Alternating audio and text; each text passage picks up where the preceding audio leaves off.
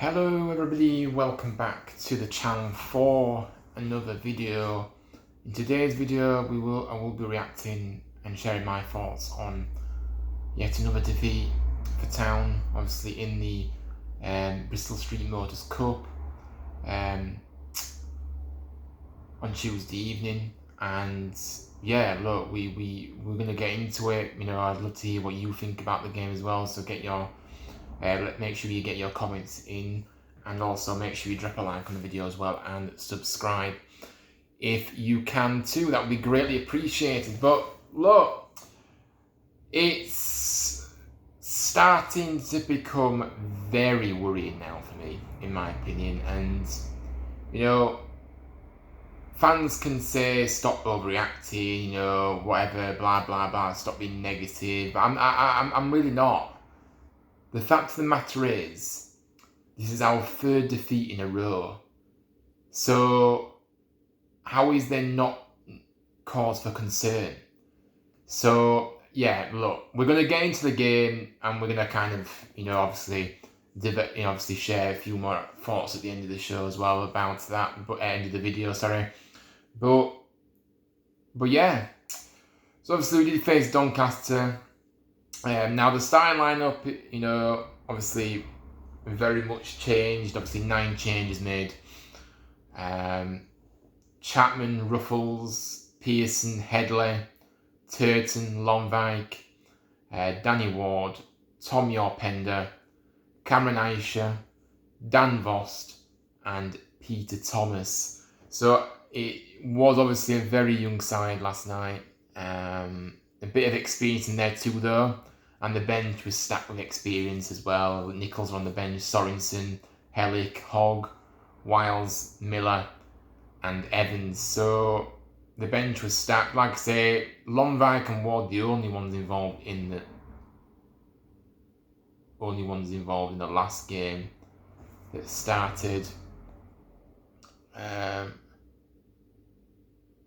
That Turton came in the last game, but I mean, the main players that start, So, look, we're going to get into the match. Look, we start off quite well, I think. Obviously, we,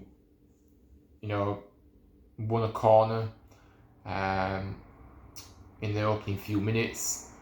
Headley took it, and Ward met his cross at the near post, but he heads it over the bar, which, look, again, it wasn't an easy chance, but I still think he should at least get it on target. So it's, yeah. And then we kept pushing and obviously got a few corners as well in the build. Obviously, awarded to us in quick succession. However, both amounted to nothing, so we wasted them. Lonvike finding Headley's second cross to direct the ball towards goal. And so, yeah. Now, the first big chance of the game, my goodness, this was a glorious chance for Town, wasn't it? Peter Thomas, the young forward that started, did well to work his way around McGrath and win the ball, heading straight towards goal. However, his strike goes wide to deny him a goal for Town. So it was a glorious miss, guys. 1-on-1 with the keeper, and yeah, I was shocked that he missed it, to be honest with you. He really should have scored. And then as the game went on, obviously, Doncaster started to, like I said, we had a lull in proceedings for next 14 minutes or so, 15 minutes, and then Doncaster was starting to get up the field a bit more, finding a bit of confidence. Pearson blocked Yeboah's strike in the area, so they were getting in the area now. And then we go up and we concede. Now, look, this goal was comical again. It was a shambles. It was a direct ball over the top, completely misjudged by Ruffles, who once again gets caught out, not the first time. Chapman as well, coming out of his goal. I'm not sure why we came coming out of his goal like that when, you know, if you come out your goal, you've got to make sure you get it. And unfortunately, came to the edge of his penalty area and he wasn't able to keep the ball out. And Yeboah took advantage and got it past Chapman. So it was another shocking defensive, shocking defending again, to be honest with you. And Chapman, the goal, the younger goalie, should have done better with that. And we were trailing at this point. So, and the half seemed to peter out. We got a few in a good few areas, but it came to nothing. So yeah, half time, Doncaster winning 1-0. It was a pretty lackluster first half, guys. It was awful, Cameron Aishia, 19 years of age in that midfield, but he had a very good half. Along with Yorpender in the middle, brilliant. Both players have really battled and really showed glimpses of their ability as well. I really do believe that. And then obviously the debutant Thomas, the biggest chance of the half, which he should have scored. So that's the talking points for that first half. But yeah, it wasn't great, and we got caught completely out of the blue, and then we went into the break 1-0 down. We came out of the blocks in the second half, however, getting an early goal, Danny Ward. Now it was a brilliant move. This, Yorpender at the forefront of it. Outstanding. Drives forward with the ball despite he was urged to shoot, but he plays it off to Turton, who then drives it across the box where Danny Ward is there eagerly awaiting at the back post for a tap in. And I know Danny Ward misses big chances, but I don't think anybody could have missed that. So mind you never know with Wardy, do you? But yeah, he managed to get this in. And it was all level. Now, then you was thinking to yourself, okay, then got ourselves level. Now let's push on. And it didn't happen. It didn't seem to give us much confidence to go on and get a second and third goal. So we're just not at the race at the moment at all. Challengers flying in, Turton and Longvite both getting booked within a few minutes of each other. Now, then we made our first changes, a triple change. Aisha came off, Voss came off, and Thomas came off for Hogg, Wiles and Evans. So experience coming on, and we'll get into it, but unfortunately produced absolutely very little. Again, not much happening in between. We made another change in the 75th minute. Ruffles going off, for Sorensen. So again, experience. But Doncaster trying to get in behind once more. Senior striking the ball from the edge of the box. Deflects over and out for another corner. So Doncaster were putting a bit of pressure on us after that. There was a chance for us a few minutes later. Evans strikes the ball cleanly towards goal, but it's caught by Lawler to deny Town a second. It was a very feeble attempt by Evans. It was very weak. Straight at him. And yeah, really, from the area, just outside of the box, central, should really have done better with that, so yeah. And then a few weeks after that, Doncaster was awarded a penalty. I mean, I've kind of looked back at the penalty, and it was a bit of a lazy leg by Wiles. I don't think there was much contact, but the fact that Wiles kind of put his leg out like that, I think you're asking for trouble, if I'm honest with you. And then obviously Doncaster convert the penalty. Ironside, their main striker, striking it home. The 83rd minute, and Town didn't have a response for that, and the game just petered out. And so it finished Doncaster 2, Huddersfield 1. Obviously we suffer defeat on match day 1 of the EFL Trophy. Obviously it is a group phase, guys. It's not a knockout. Anybody that isn't familiar with this competition, it isn't a knockout. It's a group stage first. So yeah, we're currently I'm not sure where we are, to be honest with you. I think we might be probably, well, we're definitely 3rd or 4th in the group. Obviously Daniel Ward getting the score sheet, but it wasn't enough. But I just want to big up Tom Yarpender.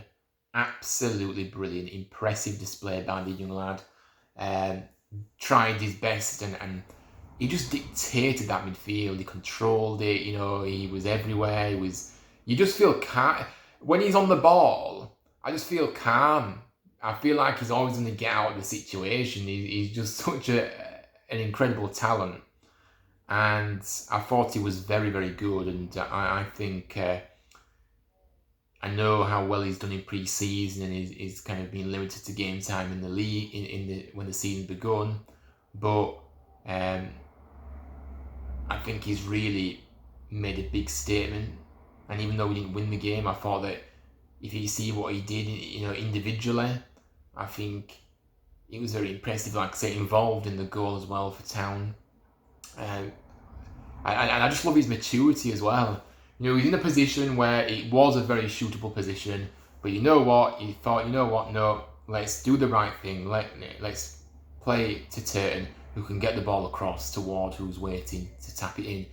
So I think he's a lot of maturity, his control. He's not scared. He tries to drive the team forward as well, getting into good areas, always wanting the ball. And he's a real good player. So big up to Tom Yarpender. I did like Cameron Aisha, another youngster, same age as Tom. And I thought he did well in the first half before obviously being taken off just after the hour mark. But the bottom line is, this is now 3 defeats in the last 3.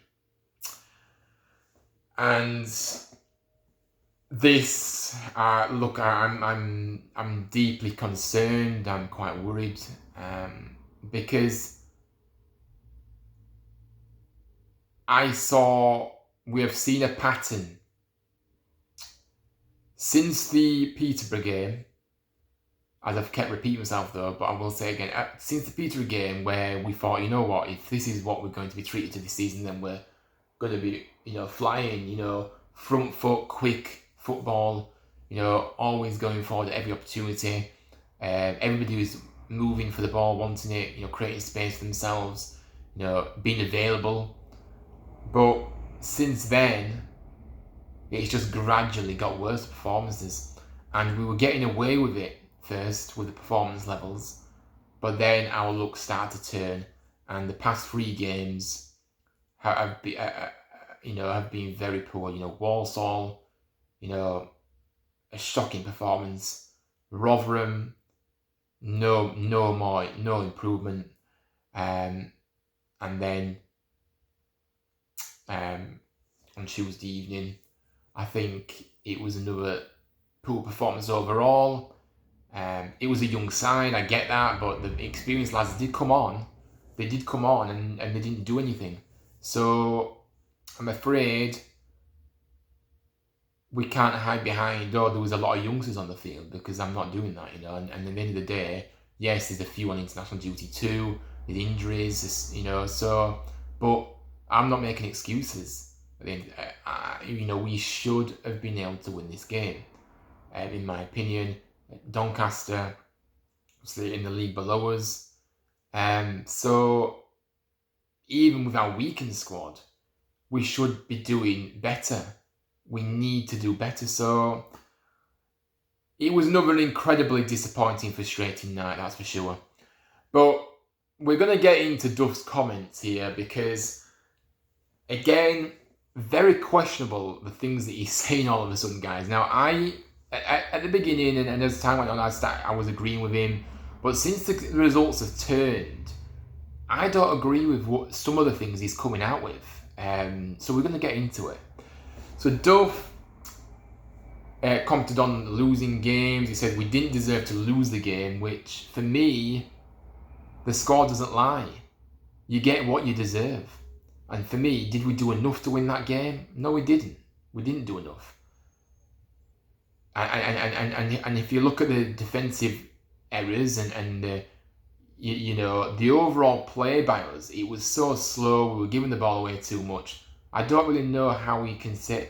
I mean, whether that means we didn't deserve to lose the game, so maybe he means maybe we deserved at least a draw, which probably maybe so, but I don't think you can say we didn't deserve to lose it because I don't think we did anything special or overall to warrant not losing it. He said you go on performances. If you perform like every week, you will win more than you will lose. I don't agree. I really don't agree with that comment because what performance is he talking about?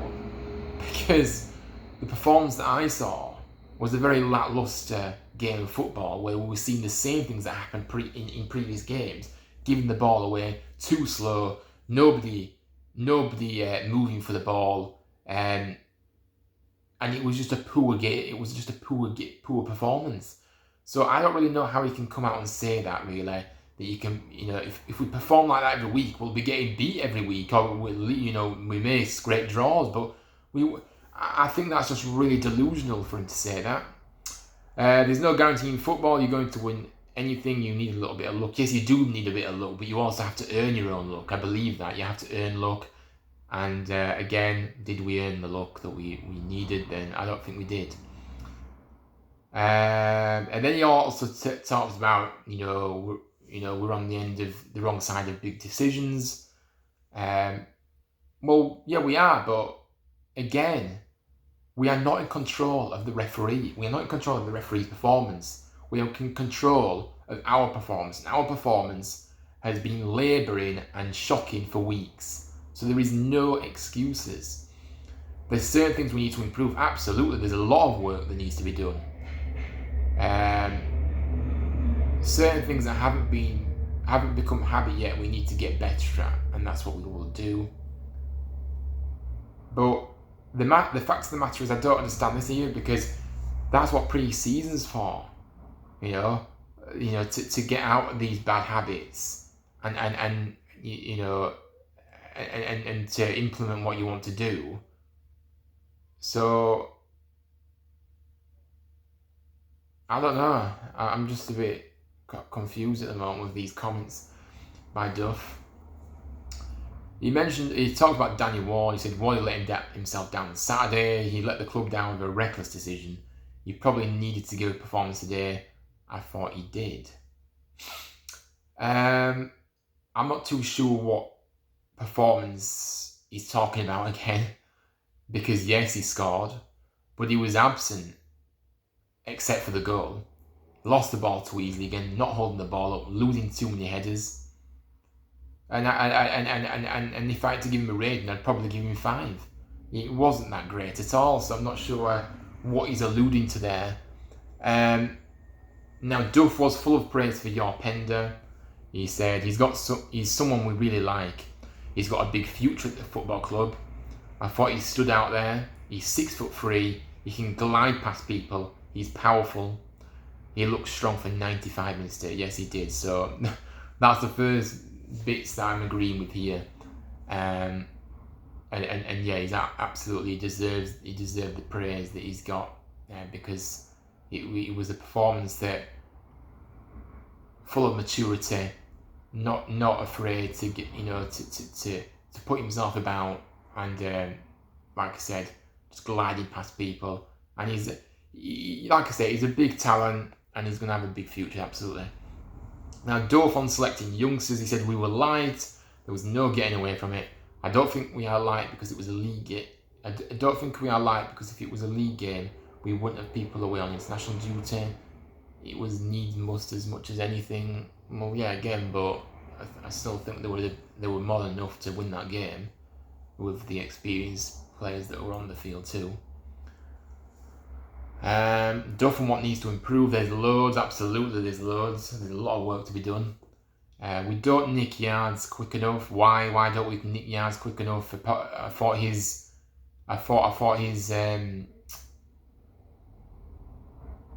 overall ideas, he's the forefront of his mind is to make sure you're giving absolutely everything. Why are we off the pace? So he said sometimes we take a shot when we don't need to shoot. We need to upgrade it. Well, yeah, we do, but again, these are just words. That's what you need to work on the training ground on this. He's no good coming out and saying this now. You've had pre-season to work on everything, and we are now. We've reached a good amount of games. So in the proper season, so 4 in the league, two in the cups. So yeah, these are just words.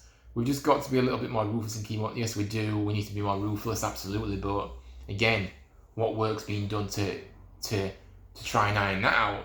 To be fair, I think you need more quality up top. You need players that are more ruthless, and unfortunately, we missed a man. We missed a striker that we desperately needed, in the window that's just closed, which we'll get into in a while. But so yeah, I mean, look, Duff's comments are really alarming for me at the moment. I don't think he's telling the bigger picture. He's not really being truthful enough. There's a few things that I agree with, but a lot of that, the performance quotes, I don't really see what he's seeing. It's just very strange what he's coming out with at the moment. I'm not really aligning with what he's saying. So it was another disappointing evening in South Yorkshire, just makes us feel even less confident. The longer this goes on, the worse this will get with the defeats. Something has to give, but for something to give, we really need to change our performance levels here and get back to basics again, because we seem to have completely gone off the road. We really have. Now, surprise, surprise, our owner, Kevin Nagel, took to social media last night saying, "Not good enough.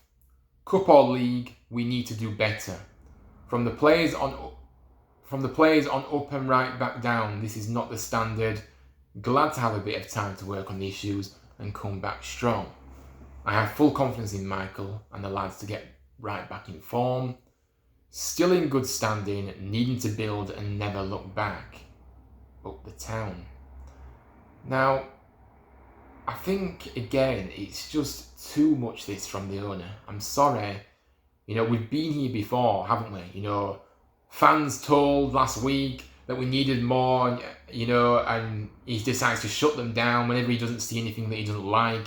He starts being very, very bitey with fans. At the end of the day, if somebody's coming out and saying, "Look, what is happening? We need to get a striker in the building. What are we playing at?" Fans have got a right to say that, as long as they don't overstep the mark. But what happens is, whenever he gets something that he doesn't like, he starts biting back at fans and being very unprofessional. I see that as unprofessional. You may be able to do that over in America. It may be brushed under the carpet over there. But this is an England club. We're in England. So can we stop acting like we are still, and yes, he's got his club over there, but when you are owner of an English club as well, you can't be the same. You can't, be so vocal on social media and do what you're doing and bite back at fans when they say something you don't like. It's getting ridiculous. So yeah, he shut people down on social media last week after saying that he needed more players in, and then a few days later, here we are. So thinks he's right, and then it's come back to and ultimately the fans are not stupid. They know that we need more players in, and we fail to do so.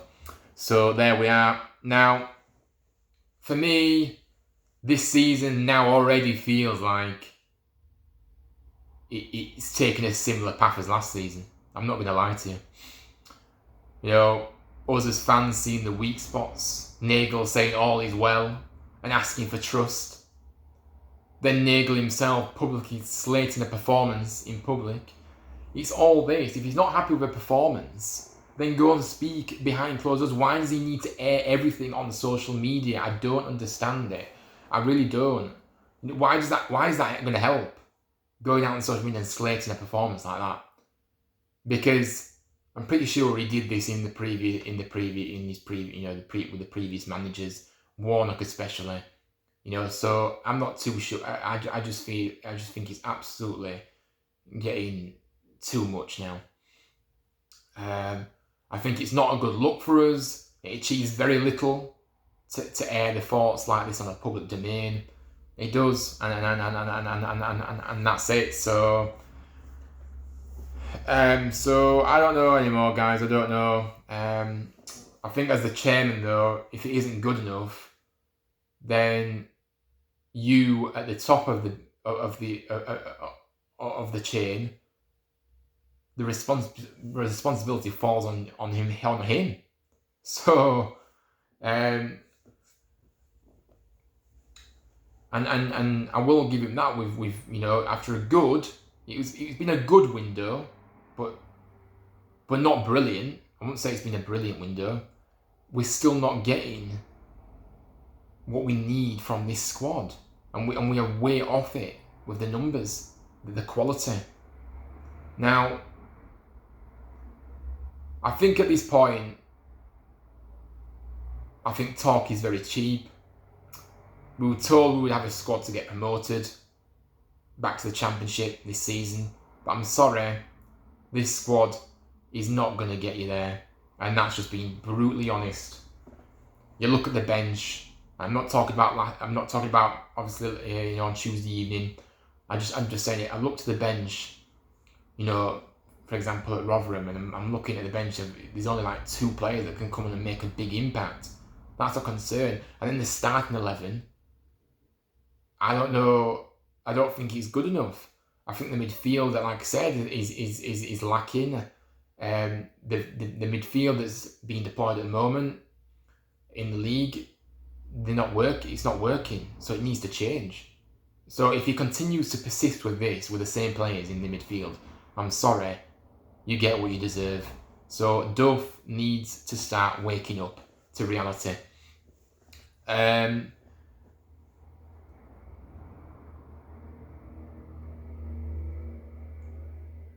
But I just think it's the same old rubbish again. Not good enough. Tag by Nagel. We've not been good enough for 2 years. We've not been good enough for a few years now. Yet we've basically got the same squad since the start. So where is the progress? There is no progress, and this is why when you get players on contracts that shouldn't be given contracts, they should have been got rid of. And it doesn't take a rocket scientist to figure out who I'm talking about, guys. So it's just becoming very boring now, these outbursts on social media from the chairman. And I think it goes back to the fact is, again, he put his trust in the wrong people. And I will stick by what I said at the start of it, at the end of last season, that we needed a refresh in the boardroom. he needs to get rid of Mark Cartwright and bring in someone who knows the English game if we had to move forwards. But no, Nagel wanted to do it his way. And he's done it this way, and it has backfired once again, because ultimately, I go back to it, it was a good window, but it wasn't a brilliant window, and we went into the season with a squad that really was told that would be able to compete for the promotion, but fans aren't stupid. It clearly wasn't, and unfortunately, we haven't been able to get more bodies in the building, especially a striker, which we all knew we were crying out for, another striker. And I think really, if we would have got that striker, it really would paint a whole different picture. Without stating the obvious, goals win games, and that's a fact. But look, the performance, it's just so frustrating. Misplaced 3-yard passes again, lack of professionalism, lack of quality, zero firepower. It was a big mistake waiting on Taylor. Should have moved on the week before. Luton held all the cards, then dealt the one they wanted. We didn't control our own destiny. And unfortunately, when you've got leadership, people would have taken leadership and they would have taken responsibility and would have thought, you know what, this clearly isn't going to happen. Let's look at another target. Let's try and get this done. But no, we laid out all our cards out on Taylor, and we had no other option. We didn't decide to go in and look for some other targets that we may like to acquire. So it's absolutely shambolic, and it really is. I think what I will say is I don't think the owner coming out and saying things like this either is helpful at all. Because like I said, this is what caused problems with Warnock. Don't undermine the manager. It never ends well. Because grandstanding to the masses doesn't work. Let the manager do his job. And if you want to say something to him privately, say your piece privately. And that's it. Now, how long, this is the final point before we wrap up, how long do we keep coming up with excuses for the performances, by the way? How long? Because we've had in recent weeks, the ref was bad. Only the Carabao Cup, don't worry, guys. At least it didn't happen in the league, don't worry. Only the EFL Trophy. Oh, it's only the EFL Trophy. I did say in my previous video that I was a bit like, you know what, this game didn't come out the right time for us. I did say that, but I never said that I didn't want to win the game. I did want to win the game, because that's what sport and football's about, to win. So yeah, we're only the EFL Trophy, and now we're saying, we played the youngsters. All right then, okay, fine. Is that all these excuses rolling into one? When are we actually going to address the fact that we're in big trouble here? We're in big trouble because ultimately, if we do not get a minimum playoff spot, then this season is deemed a failure. I don't care what anybody says. It is a failure. And that's it. Because we are continuously let down by the people in the boardroom. We haven't got the players that we need. Duff is now saying things that are totally out of character. I'm not sure what's going on.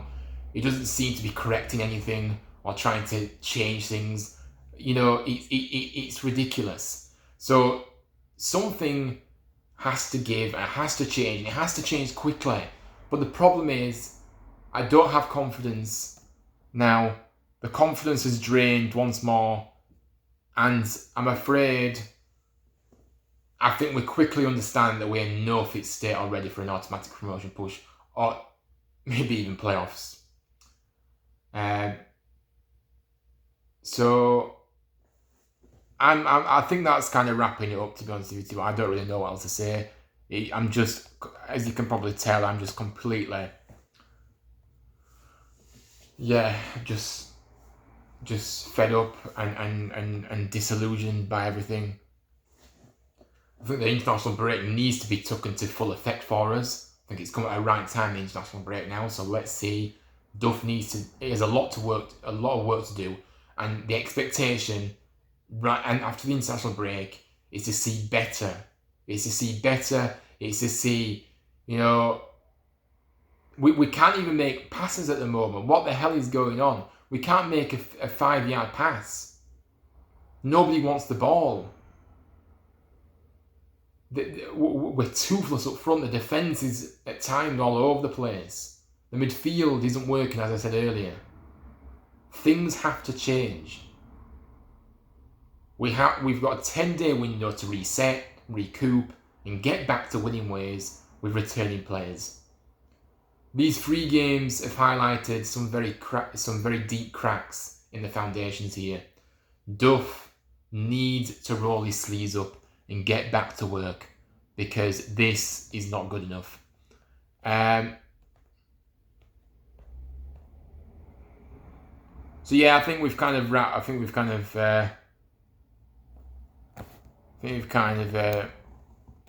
said everything we need to in this video, to be honest with you guys. So just want to say thank you everybody for staying till the end. If you've got to the end, let me know your thoughts, guys, on this game, and just how you feel the season's gone so far. Just let me know in the comments as well. You know, how you think, what you want to, you know, just feel free to share your views on how the season's going so far. Early days, but I've already seen a pattern emerging, and like I said, it's extremely concerning. And when I look at the squad, I just see it being a very fragile squad and still too weak to be up there. But if you haven't got the squad, that means you have to run harder. That means you have to, you know, at least try and make things happen. You know, we want to see on the pitch better, because this is way, way below what we should be doing. So I don't care if, you know, well, I do care, but I'm just saying the fact is that we aren't getting results. But if we were actually playing, you know, if we were giving it everything and applying ourselves correctly, and, you know, but we're not at the moment. So I don't know. I think it's good to have a break and from the international break, but we need to make use of this international break, because how many international breaks were the last season, and there were no improvement afterwards. So one thing's for sure though, we have to hit the ground running after this break, and there's no excuses, nowhere to hide, and we have to do it. So guys, like I said, let me know your thoughts in the comments on everything that I've discussed in this video. Make sure you drop a like, subscribe, and share your video if you can. It does help with growing the channel, on the road to 700 subs, so I appreciate you all. So yeah, content coming up. There will be a transfer window summary video coming out by the end of the week, Friday. Then there'll be a watch along for the England game on Saturday against Ireland, and then on Tuesday for the second England game against Finland. So a few watch alongs to come, and a few more, you know, a video on the transfer window to come as well. So guys, stay tuned for that, and I'll see you on the next one.